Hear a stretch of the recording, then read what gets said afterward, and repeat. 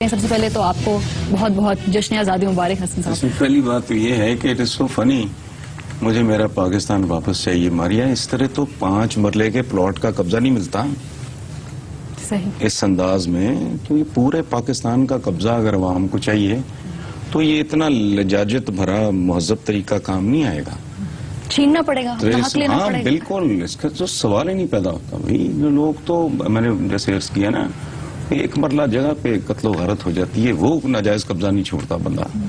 تو یہاں عادی جرائم پیشہ لوگوں کا 64 سال سے 63 سال سے 60 سال سے قبضہ چل رہا ہے، وہ اس طرح تو نہیں واپس ملے گا آپ کو.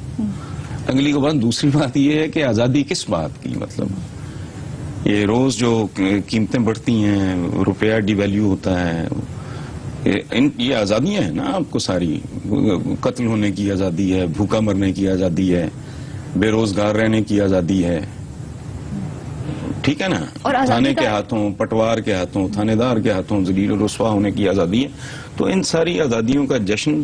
اور ایک اور بات میں آپ کو بتاؤں، یہ میرا بہت پرانا تھیسس ہے کہ 14 اگست کو آقا تبدیل ہوئے تھے، اور دوسری بات یہ ہے کہ آزادی ہائی جیک ہو گئی تھی. یہ اس مغویہ کو ہم نے واپس حاصل کرنا ہے.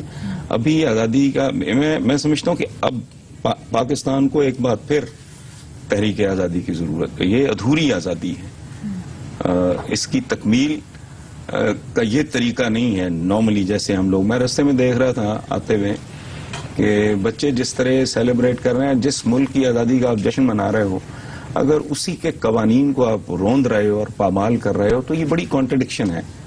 اس طرح کی باتیں جو کہ نارملی مجھے سمجھ نہیں آتی، میں معافی چاہتا ہوں، میں نے آپ کے رنگ میں بھنگ ڈال دیا ہے. نہیں جیسے اگر آپ کہہ رہے ہیں آپ کی آزادی میں تھوڑی غلامی ڈال دی ہے. تحریک پاکستان کی دوبارہ ضرورت ہے، اس میں اس کو لیڈ کون کرے؟ تحریک آزادی کی دوبارہ ضرورت ہے. کون لیڈ کرے گا، کون آگے بڑھے گا، عوام کس طرح ان کے پیچھے چلے گے؟ تو دیکھیں بات سنیں، یہ تو میں نہیں بتا سکتا چونکہ طوطا فال وغیرہ میں تو نہیں نکالتا. میں اس طرح کی میں پیش گوئیاں میں نہیں کرتا، اور یہ کوئی عقل مندوں کا کام ہے. کسی سیانے سے پوچھیں آپ کہ کیسے ہوگا.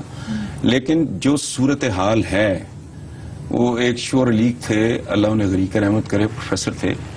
انہوں نے کئی سال پہلے ایک شعر لکھا تھا، جھلستے ہوئے ریگزاروں کی خاطر مہکتے ہوئے گلستان چھوڑ آئے. یہ بڑا تکلیف دہ تھا، لوگوں نے اس پہ پروٹیسٹ بھی کیا. اچھا، ہم اس وقت ٹین ایج میں تھے، ہمیں بھی اچھا نہیں لگا، ظاہر ہے. میں سوچتا ہوں کہ اگر شعر لیگ صاحب آج زندہ ہوتے، بڑے پرومیننٹ، بڑے نامور شاعر ہیں، استاد بھی تھے، پڑھاتے تھے اردو لینگویج پڑھانا، تو میں سوچتا ہوں اگر وہ آج زندہ ہوتے تو کیا لکھتے ہیں. لیکن ابھی اگر ہم دیکھیں آزادی کے حوالے سے کنفیوژنز تو اس حد تک ہیں کہ لوگوں کو یہ نہیں معلوم کہ 2 قومی نظریہ ہے، نظریہ پاکستان ہے، ہماری اساس کے مختلف اسٹیٹمنٹس. بڑی دلچسپ بات ہے، 2 قومی نظریہ ہے، 17.5-18 کروڑ یہاں جو ان کے ساتھ ہو رہا ہے وہ آپ کے سامنے ہے، ڈھگی چبی بات نہیں. اتنا ہی لگ بھگ ہندوستان میں ہے اور اتنا ہی پلس مائنس بنگلہ دیش میں ہے. میرا جو انٹرپریٹیشن ہے 2 قومی نظریے کا، وہ ذرا ڈیفرنٹ ہے اس ملک میں. میں اس کو اس طرح نہیں دیکھتا جس طرح نارملی سے. میں اس ملک میں 2 قومیں ہیں، ایک استحصال کرنے والے اقلیت ہے، ایک ٹھیک ظالموں کی اقلیت ہے، مظلوموں کی، یہ 2 قومیں ہیں. ایک وہ ہیں جو بدہضمی کا شکار ہیں، ایک وہ ہیں جو بھوک کا شکار ہیں. آپ سمجھ رہے، میرے نزدیک یہ 2 قومیں ہیں جن کے درمیان فیصلہ ہونا ہے.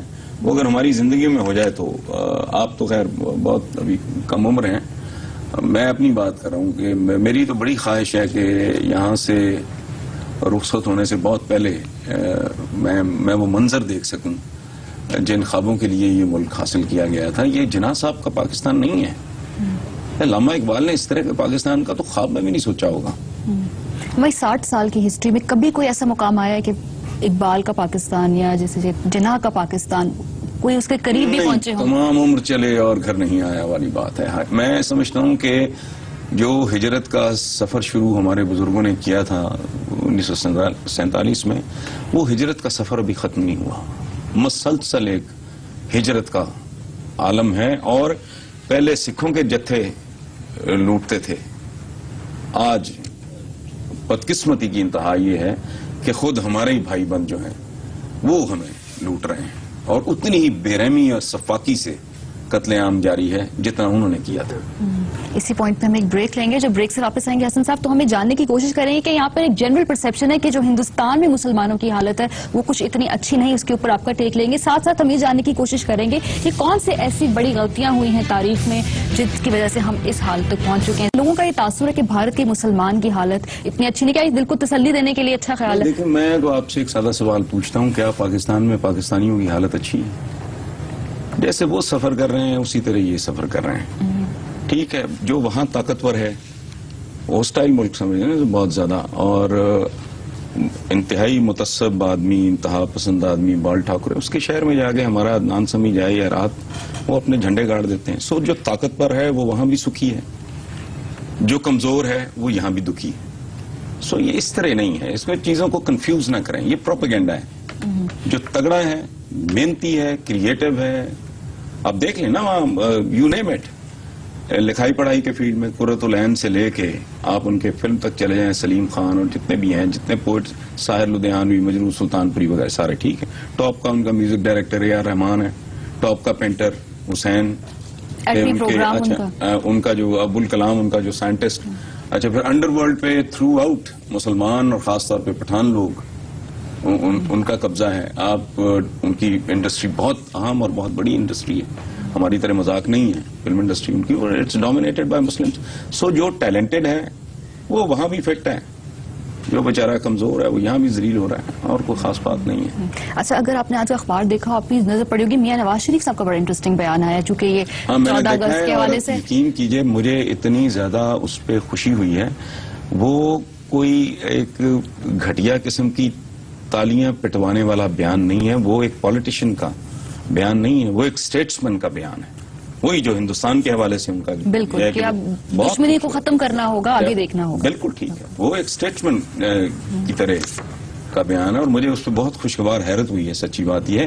اور ایک بات میں اور آپ کو عرض کر دوں, آپ جو بات کر رہی تھی پہلے کہ تاریخ کی ہم بات کریں گے, ہماری ہسٹری ہے بلنڈرز, پلنڈرز, سرنڈرز, ایک بات. اور دوسری ٹریجڈی یہ ہوئی کہ جس ملک کو ویلفیئر اسٹیٹ ہونا چاہیے تھا اسے سیکیورٹی اسٹیٹ بنا دیا گیا, جو بنیادی طور پہ متضاد ہے, بالکل برعکس ہے قائد کی سوچ کے.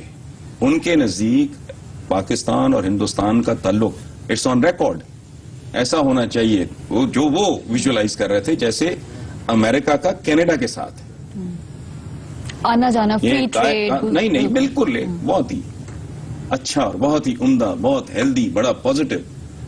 انفارچونیٹلی اس کے بعد پھر ٹریک سے اتر گئے تو پھر اترتے ہی چلے گئے.